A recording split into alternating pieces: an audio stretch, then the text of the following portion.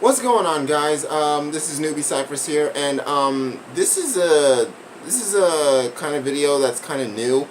I don't really do videos like this, but I feel like this was something I really needed to touch upon, and and that is Kingdom Hearts 3.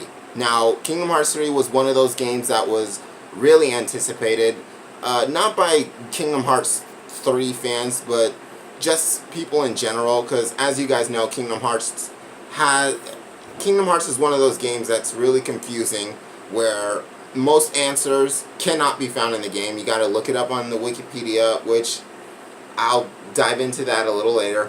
But this is basically my review for Kingdom Hearts 3. And my review is the game was garbage. I absolutely hated it, and I'll basically explain why. First, we're going to get into the characters. The characters were just straight up unlikable. The only characters I really liked in Kingdom Hearts 3 had to be Roxas and Vanitas. Those are my boys. I've been fans of those two characters ever since I played Birth by Sleep and Kingdom Hearts 2 when I was first introduced to them. But everyone else was pretty much garbage. Let's start with Sora. Sora, I don't like him. I can't stand him. And I know, and it's mostly due to his personality, and I know he's supposed to be this upbeat kind of character, someone who's kind of easygoing, who sees the good in everyone, who tries to do right by others. And he took it to a whole other level in Kingdom Hearts 3, and it just annoyed me. I was like, dude, just chill. You can't be everyone's hero. And Larxene even stated that in the game. I'm sorry, if you guys, just throwing that out there, if you guys have not played Kingdom Hearts 3 yet, I would say don't. Just watch the story. But back to what I was saying, and let's get into Riku. Riku, his character wasn't really all that annoying in Kingdom Hearts 3. When it came to the previous games, he did kind of bother me because we all know Riku screwed up. We all know he made certain mistakes in Kingdom Hearts 1. But when it came to the upcoming Kingdom Hearts games, like Kingdom Hearts Chain of Memories, Kingdom Hearts 358 Days Over 2, Kingdom Hearts 2, Dream Drop Distance, Kingdom Hearts Coded, they just kept bringing up Riku's mistakes. They just kept repeating it. And that got annoying because I was like, we all know Riku screwed up. We all know about his mistakes. There's no need to keep bringing it up. They kind of do that a little in Kingdom Hearts 3, but not to the point where it's annoying. And then there's Kairi. Kairi was fucking useless in the game. I bullshit you not. If you take Kairi out of Kingdom Hearts 3, the game really would not be any different. She literally didn't do anything. She was the same damsel in distress as she was from Kingdom Hearts 1 to Kingdom Hearts 2. She was given a Keyblade, but she hardly uses it. I guarantee you.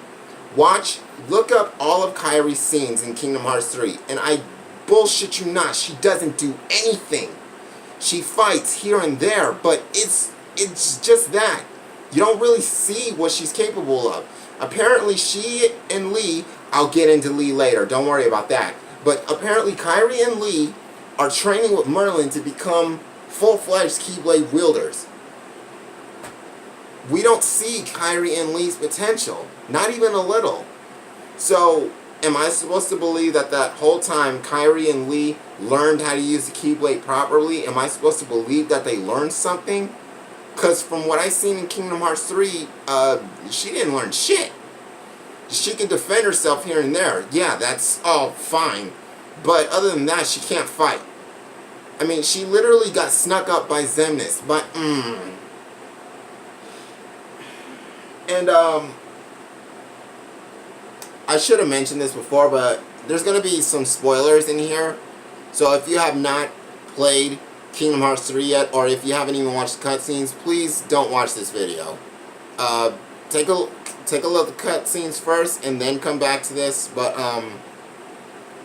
yeah, as I stated, Kairi was useless in Kingdom Hearts 3. She was pretty much a side character. She wasn't a damsel in distress, but she was a side character, which is kind of worse. Now let's get into Lee. Basically the same as Kairi. Didn't do shit. And we don't even know how well he is at using the Keyblade either. Basically, he's there to reunite with Roxas and Xion. That's it. Once that happens, you don't see him until the end of the game, which is kind of a letdown. I was hoping at some point in Kingdom Hearts 3 we would possibly get to play as Kairi and maybe have Lee as a party member. That would have been awesome, but we didn't get that. Because Nomura, we've been waiting for Kingdom Hearts 3 for God knows how long, and this was the best you could do. This game was a letdown. Even for me, I'm a former Kingdom Hearts 3, a former Kingdom Hearts fan in general. So the fact that I wasn't happy about this game says something. Now let's just get into Aqua, Terra, and Ventus. I really didn't give a shit about them. Ventus was still a crybaby in Kingdom Hearts 3. Aqua, there was nothing really wrong with her except for her voice. Her voice annoyed the shit out of me. It was just too calm, too weak, in my opinion. And Terra was still a fuck up. It took him till near the end of the game to show up and to actually fight back against the darkness and win, for that matter. So pretty much everybody in this game was pointless. Honestly, the only standout characters would have to be Sora, Donald, and Goofy. No fucking surprise there. And then let's get into Organization 13. Organization 13 is basically the same fucking members from the previous games. The one difference with Organization 13 is that Vanitas is a member. I found that to be a smart move. I actually like that they made that change. Because Vanitas as an organization member, that was something certain people probably wouldn't expect. But on the other hand, it was something that people could actually see happening. I myself didn't see that coming. So when I saw in the Monsters Inc. trailer that Vanitas was wearing the organization coat, I was like, yes, he is a member of Organization 13. Thank you. Now, I'm kind of disappointed that he doesn't get a lot of shine in Kingdom Hearts 3, but the fact that he's even back at all makes all the difference. And, yeah, basically Organization 13 is the same members that we got from the past games. Here's the thing. Nomura is known for his character designs. He's known for making designs that really stand out. And the characters that he creates are absolutely flawless. So you're telling me the whole time that you were developing Kingdom Hearts 3, you couldn't make new faces for the organization? You just had to use the same exact people from the past games? I find that lazy. Like, real lazy. And Xehanort. Xehanort's supposed to be the big baddie in the entire Kingdom Hearts series. But in Kingdom Hearts 3, he does not get any shine at all. I will say that I like what they did with him at the end of Kingdom Hearts 3. He's depicted as this bad guy who's just out for knowledge. He doesn't care who's got to sacrifice. And that is what that's what they lead you to believe him as in the past games. But when it comes to Kingdom Hearts 3, I would say they went the same route as they did with Thanos. With Thanos, he was making unspeakable choices, but he was doing it out of good intentions. They did the same with Xehanort. Not that I have a problem with it. I actually thought it was actually pretty good. It made me kind of sympathize with Xehanort, and it made me actually care a little about him. Because although in our eyes, what Xehanort was doing was bad, but to him, he's actually doing the right thing. He wants to restart the world and bring the true light back. And he wants to be the leader to prevent darkness from destroying the worlds like they did in the past. that's his intentions. He wants to make sure that the mistakes are not repeated. And I like that they went that route with Xehanort, because it actually makes him more, I would say, more human, in my opinion, because Xehanort was just depicted as a bad guy. Just your ordinary cliche bad guy. But with Kingdom Hearts 3, they changed that up, and I like that. Still, he didn't get a lot of screen time in Kingdom Hearts 3, which is kind of a letdown, seeing as he's the main bad guy. And, Maleficent and Pete, there was really no need for them to be in here, because they barely get any shine at all. You only see them in Olympus Coliseum and in the Big Hero 6 world. That's it.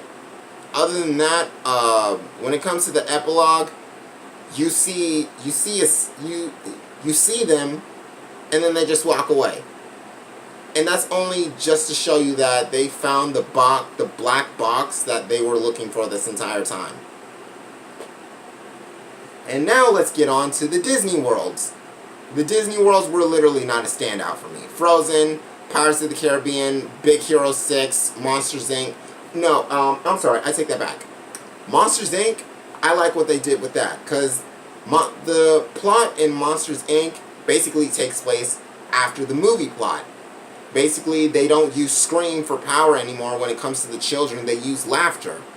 I like that they carried on from the Monsters Inc. movie plot. They did I wouldn't say they did the same with Toy Story, but I like what they did with it. Those were the only two Disney films that does not follow their original movie plot.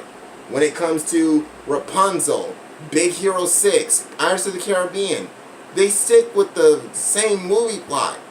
And they kind of did the same in Kingdom Hearts 2. Did you really need to repeat that same choice?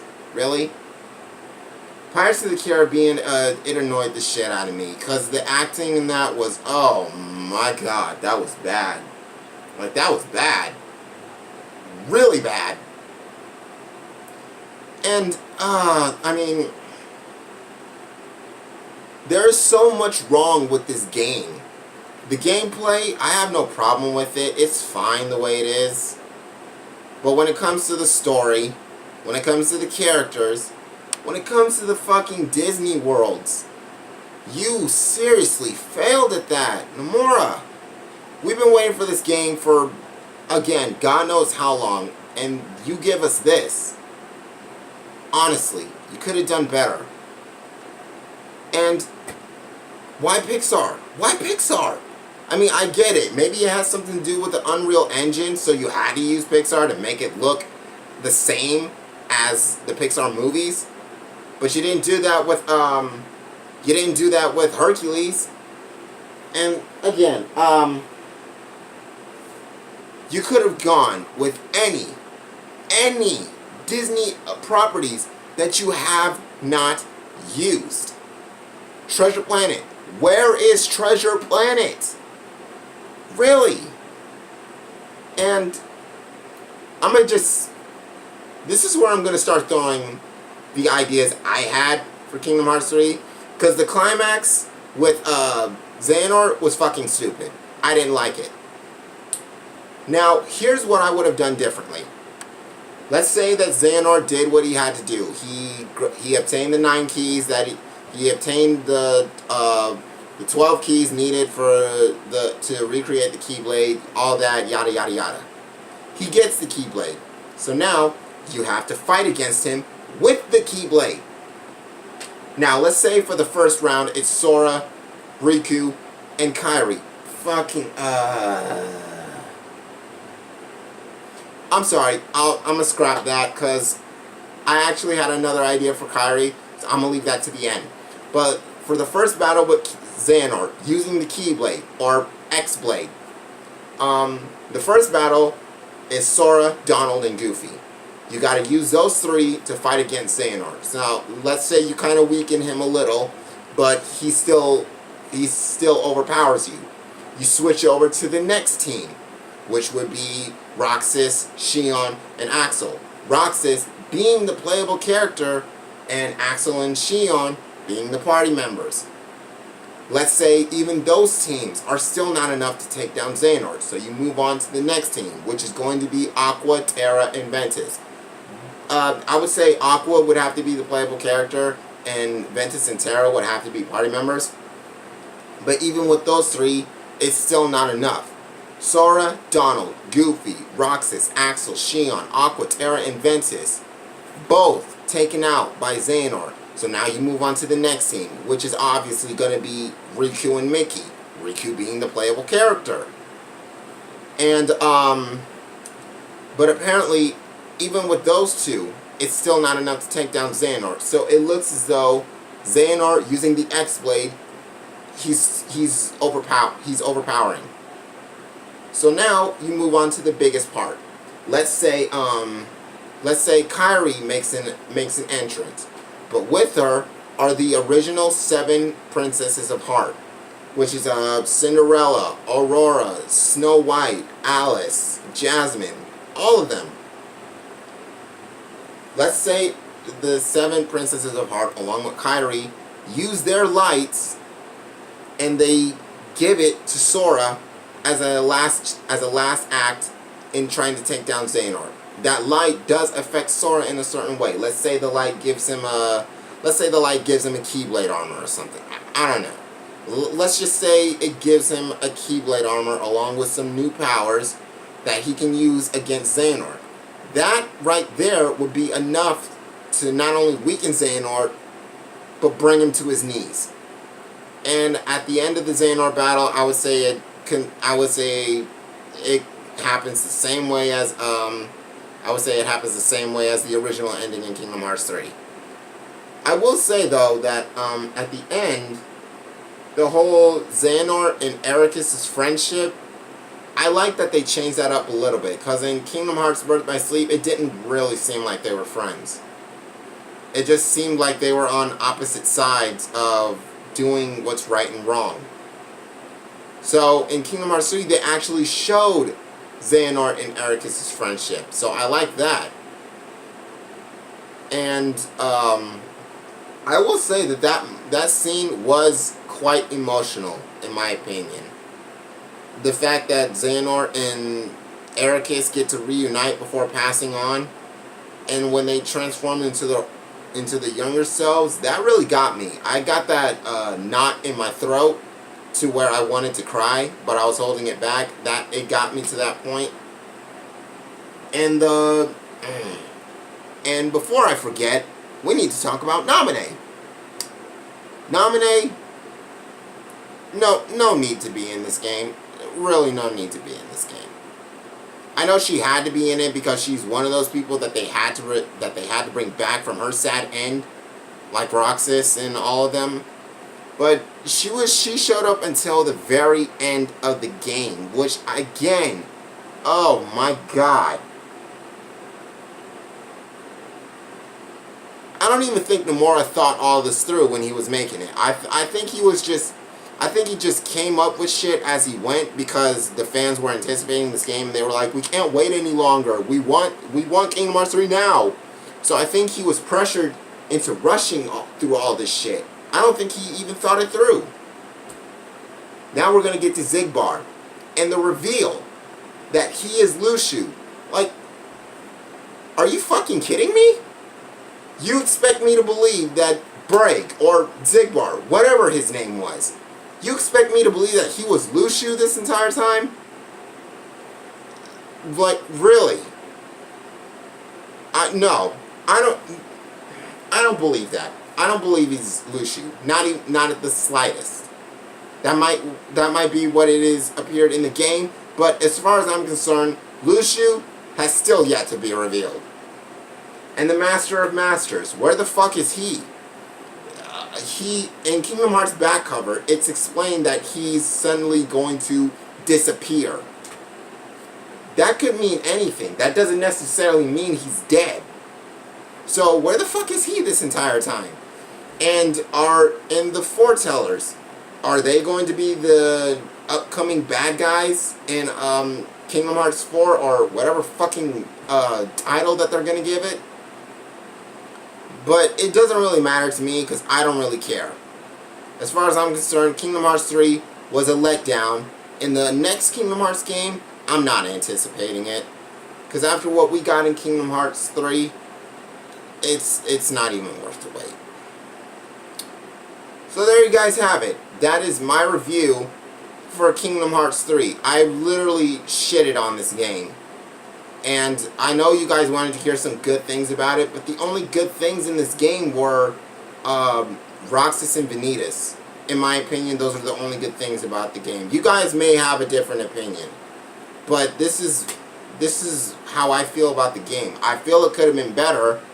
I feel like the game could have been a whole lot better if Nomura had taken this game in a completely different direction. I might do a video on that later on because I've been talking to a lot of people about this idea.